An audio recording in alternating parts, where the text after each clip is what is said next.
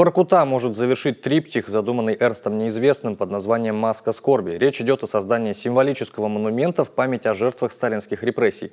Сообщение о готовящемся обращении с просьбой о воплощении идеи в адрес главы Коми и мэра Заполярного города появилось на официальном сайте правительства Свердловской области. Накануне свердловский губернатор Евгений Куйвашев посетил Магаданскую область, где ему показали скульптурную композицию, установленную там. Место под 200-метровый монолит из железобетона в далеком 96-м было выбрано не случайно. Когда-то здесь находилась так называемая транзитная тюрьма, перевалочный пункт, откуда этапы заключенных отправляли по разным колымским лагерям.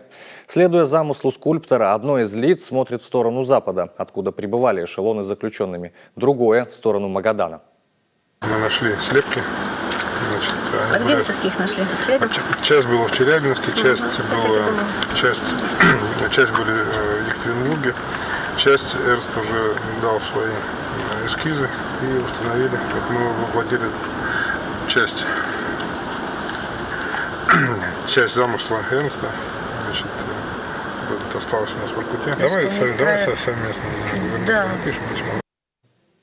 В ноябре прошлого года, когда маску открывали в Екатеринбурге, это было событие федерального масштаба. Сюда съехались многие известные художники, деятели, близкие и друзья Эрнста Неизвестного, который, увы, не увидел реализацию своей мечты. Его не стало в августе 2016-го. 20 век – это очень сложный и трагический век в истории нашей Родины. Там была одержана самая, может быть, значительная победа в нашей истории.